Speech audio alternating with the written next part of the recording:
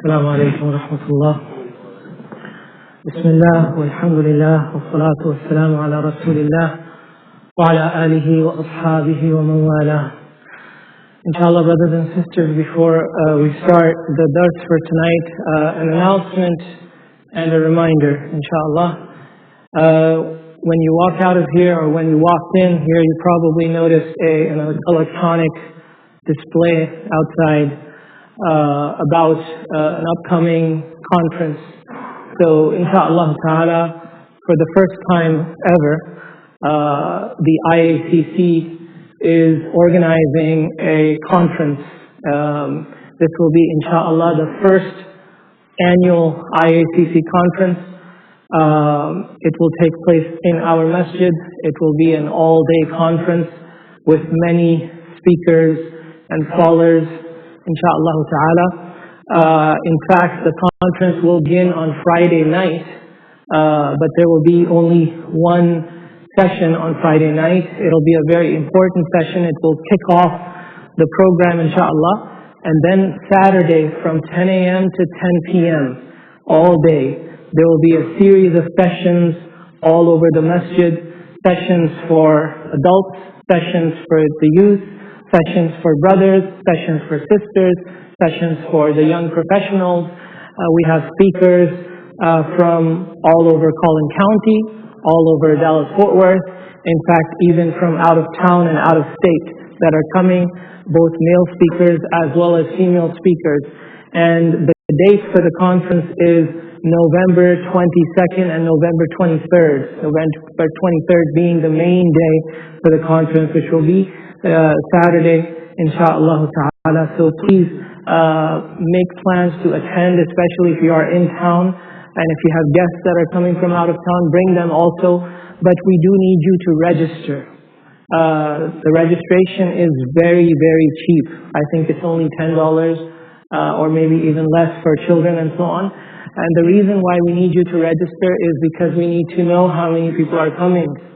Because as you can imagine, we have no idea. Are there going to be 50 people? Are there going to be 500 people? Are there going to be 1,500 people? You know? So we need to know beforehand how many people are coming so we can make the place ready and comfortable and we can have a good experience, inshallah ta'ala. So please register as soon as possible. You can register on the kiosks or online or in the office, inshallah ta'ala. There will be food trucks outside throughout the day, so you don't have to worry about lunch or dinner or anything like that. Everything will be here available for you. It'll be, of course, for the entire family. Babysitting will be available for throughout the day, inshallah ta'ala. So this is a family event, inshallah. We expect to see all of you here, bi'idhnillahi ta'ala. So that was the first announcement. Secondly, a reminder, inshallah ta'ala, and maybe I should have mentioned it first because after people are gone. So, because this is really important, actually. Maybe I'll mention it again one day, but I'll mention it now. There's a trend that I have noticed, you know, when people come for salah, and salah has already begun. When people come for salah and salah has already begun. And let's say that I come and the congregation is in sujood or is in the sitting position. The mistake that a lot of people make is that they stand there and wait. They wait for what? What are they waiting for? For the imam to stand up. For the imam to stand up, because they know that after this rak'ah, there's going to be another rak'ah. So instead of starting now and going down and then coming back up, they wait until the imam stands up, and then they say Allahu Akbar, and they join. This is not the right way. Okay? You might think, you know, what's the point? Because I've already missed that rak'ah. Right? Because if I'm going to join after the ruku', that rak'ah is not going to count for me. So, what's the point? Just wait until the imam stands up. And it's true that the rak'ah is not going to count.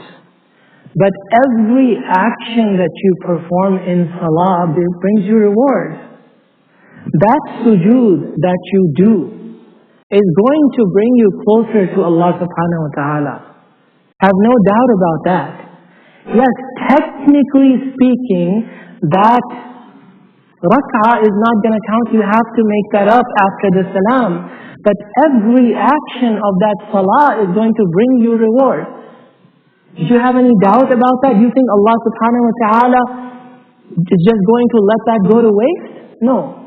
Allah la yudhi'u imanakum. Allah says in the Quran, Allah doesn't cause these kinds of things to go to waste. Allah subhanahu wa ta'ala is muhsin. He treats us with ihsan. So to wait there and just watch the people praying is not a good idea. First of all, it's lack of adab. It's lack of adab. I'm here and I'm just watching people praying. No, join the prayer. Join the prayer. Don't overcome the laziness. Yes, you're going to have to go down and you're going to have to come back up. That's work. That's work, and Allah will reward you for that work, inshallah ta'ala. So the correct thing to do when we come is to join the congregation no matter what position the imam is in. No matter what position. If he's in sujood, I say Allahu Akbar, go down in sujood. If he's sitting between the two sujood, I say Allahu Akbar and sit down in between the two sujood. I don't wait for the imam to stand up for me to say Allahu Akbar and join. Okay? Does that make sense? Inshallah. The other thing related to this also is that oftentimes what happens with people who come late is that they join the salah and then they realize that they are not close to the person that is next to them. So they ignore that. Brothers and sisters, connecting between the shoulders, joining the shoulders is very important. And it doesn't just apply to people who start the prayer from the beginning. Everyone who joins the congregation needs to join the congregation. They need to put their shoulder next to the shoulder. I mean, not like that. Don't push the person, obviously. But you join shoulder to shoulder and you say Allahu Akbar and you pray. The shoulders need to be touching. You need to feel the shoulder of the person next to you. You know, don't be so American in this regard. I know Americans like their privacy. They like their space, right? But in salah, no. In salah, you need to feel the brother next to you. And when the brother comes or sister on the sister side comes and they try to join your shoulder, don't get away, don't run away from them. They're not contagious. You're not going to catch a disease from them. No. Leenu fi aydi ikhwanikum. Rasulullah ﷺ used to say, accept that hand. Accept that hand that is coming to you. That connection, brothers and sisters, has spiritual effects. Has spiritual effects. That connection between my shoulder and the shoulder of the person next to me brings the heart together. And Rasulullah ﷺ taught us that لا تختلفوا فتختلف قلوبكم. Don't be divided physically, lest Allah will cause your hearts to be divided. So why am I making such a big deal out of this? Aren't there bigger issues for the ummah to worry about? You know, Palestine and Syria and Kashmir, and why am I talking about? Well, the Prophet ﷺ talked about it before every single salah, every single day. Every single salah, every single day. He would literally walk around, you know, and sometimes I want to do that, but I'm just worried that people are just going to get really offended. You know, but he used to do that. He used to walk along the road, move back, move forward, move close, move away. He would have a stick sometimes in his hand and push people, pull people. And he had people doing that throughout the congregation. He made it important, sallallahu alayhi wa sallam. So even when you come late for salah and you stand, make sure that when you stand, you are connected with the person. If you join in sujood or in the sitting position, you join in that position. Then when everybody stands up, now it's not too late now.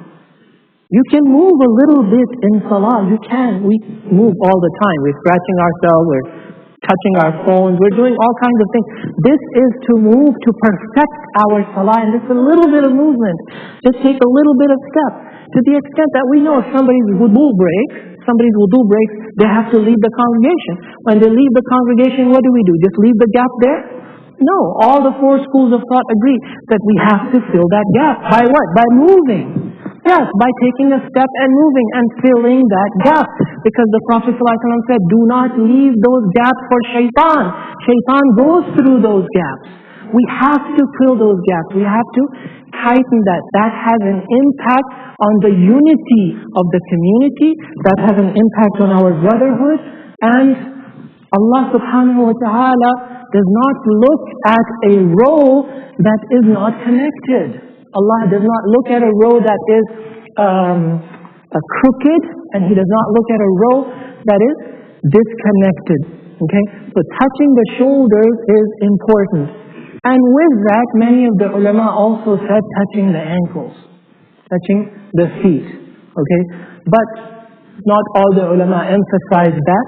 So at the very least, we should be touching the shoulders. Wallahu ta'ala a'lam. Just wanted to mention that as a reminder, and since I already took 10 minutes, I'll just spend 5 minutes inshallah on reading some of these beautiful descriptions of Rasulullah sallallahu alayhi wa sallam.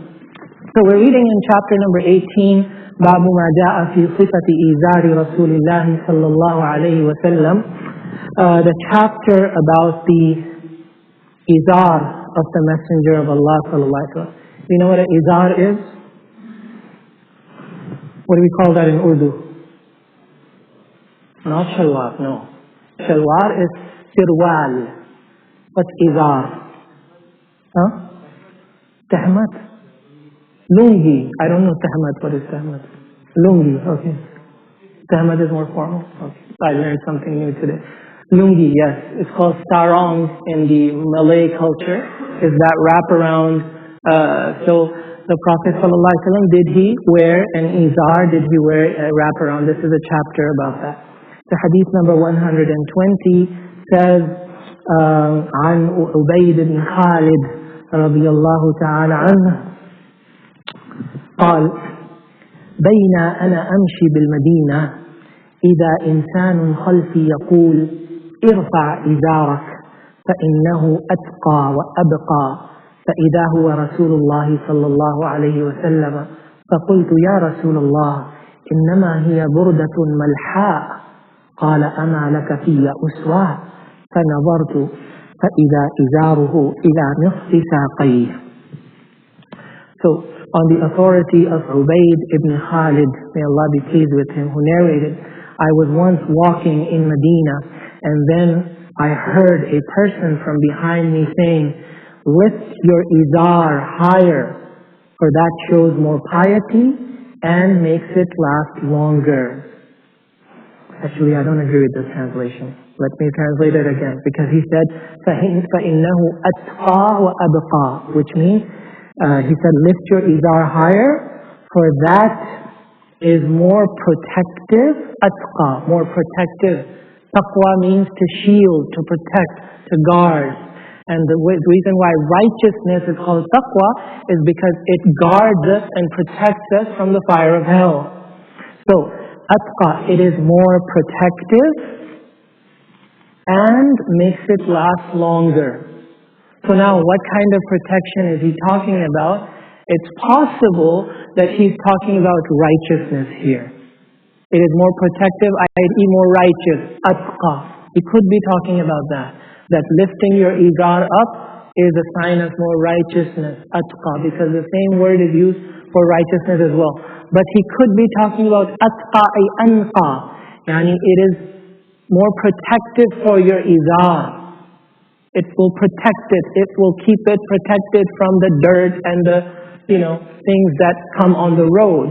So atqa could mean that as well. He said, فَإِنَّهُ أَتْقَى وَأَبْقَى, and it will make it last longer. It will make your izar last longer when it doesn't drag on the ground. So I turned to see who it was, and I saw that it was the Messenger of Allah sallallahu alayhi wa sallam. So I said, Ya Rasulullah, this is a black garment with white patterns. In other words, what he's saying is that it's not like a white garment, it's black and white, so even if it gets a little dirty, it's alright, Like if it's really white, pure white, then you got to worry more about it getting dirty. But it's a garment that has black and white in it, so it's not going to be a big deal. So the Prophet ﷺ said to him, don't you take me as your example? And then the narrator says, I looked at him and I saw that his izar reached down until the halfway point of his shins. Okay, so the Prophet ﷺ, in other words, is telling him, don't you want to imitate me? Look at me. And the Prophet ﷺ, when he looked at him, his izar was going down to the midpoint between his knees and his ankles. The midpoint.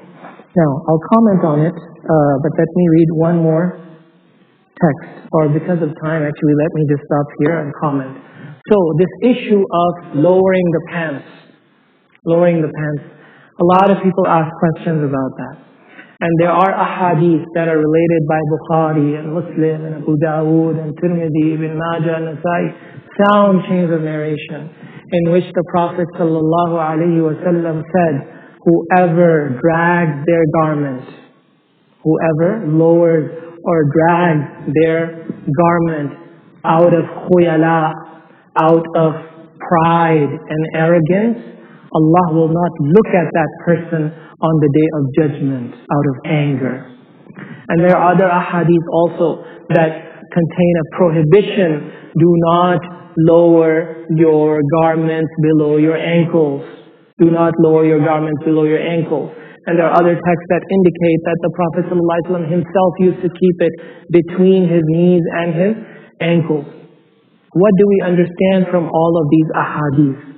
Many of the scholars, both classical as well as modern day, many of the scholars have understood these ahadith to mean that it is haram to lower your pants or lower your garments below your ankles, whether inside salah or outside of salah. Okay? Many of the ulama have that opinion because the text is so strong. They say it is sinful to wear clothes that go below the ankles at any time, inside salah or outside of salah. Other scholars said it is haram if you do it out of pride and arrogance. But if you don't do it out of pride and arrogance, it is not haram. And they said that because the Prophet ﷺ, in one of those texts, he qualifies his forbiddance. So he says, whoever does it out of pride, لِخُيَلَا. So when he qualifies that, al-mutlaq yuhmalu ala al-muqayyad kama huwa معروف في أصول الفقه, as an usuli principle that when a text is qualified, that we have to understand it in its qualified form. So even though other texts are unqualified, one text has mentioned a qualification, and that applies to all the other texts too. Especially if we consider that there are other texts where the Prophet ﷺ was approached by Sayyidina Abu Bakr as-Siddiq radiallahu ta'ala anhu, who said, Ya Rasulullah, I am a skinny person and my izar keeps falling down. I tie it above, but it falls down and it goes below the ankles. So, am I one of those people that Allah will not look at on the day of judgment? He was genuinely worried. And the Prophet ﷺ said, don't worry, Abu Bakr, you don't do it out of pride. You don't do it out of khuyala. So, therefore, many of the ulama are of the opinion that if you do it out of pride and arrogance, it is haram. But if you don't do it out of pride and arrogance, then it is not haram. Now, if it's not haram, what is it? Many of the ulama said it's makruh. They said it is makruh. Imam al-Nawawi said it is makruh. Why did he say it was makruh? Because there is a general prohibition against it, and because the example of the Prophet is the best to follow. And he wore his izar between his knees and his ankles. So he said if you do it out of pride, it is arrogance. But if you don't do it out of pride, it is disliked, it is makruh. Other scholars said actually it's not even makruh. If you don't do it out of pride or arrogance, it is permissible, it is mubah. And therefore, many of the ulama of our times, they say that since this is not a culture anymore, in the past this used to be a culture that people used to drag their garments out of a show, like this was a sign of showing off in the old days. Nowadays there are new ways that people show off. We show off with our cars, certain types of cars, certain types of sounds that the cars make, make it loud, and bikes and motorbikes. There's different ways. Even with clothes, there are certain clothes that we can, wear to show off, hairstyles. Even like, sometimes lowering the pants is a way of boasting in certain cultures, in high schools and so on. Those who grew up here know what I'm talking about. But in general, this is no longer a thing, to wear your pants below the ankles. Nobody does that with that intention that I'm doing this to show off. So since the culture has changed, it used to be different in Arabia at the time of Rasulullah sallallahu alaihi wasallam. It was genuinely done to show off. It was a way of showing off, and maybe next week I'll tell you why that was the case. But since this is no longer the case, then it seems, wallahu ta'ala alam, it seems that the correct opinion is that it is permissible to wear your pants even below your ankles in salah or outside of salah, because the same rule applies to both. The ahadith don't make a distinction. But is it better to wear it above the ankles with the intention of imitating Rasulullah sallallahu alaihi wasallam? Of course, without a doubt. And Allah subhanahu wa ta'ala knows best. وصل اللهم وسلم وبارك على سيدنا مولانا محمد وعلى آله وصحبه أجمعين. السلام عليكم ورحمة الله.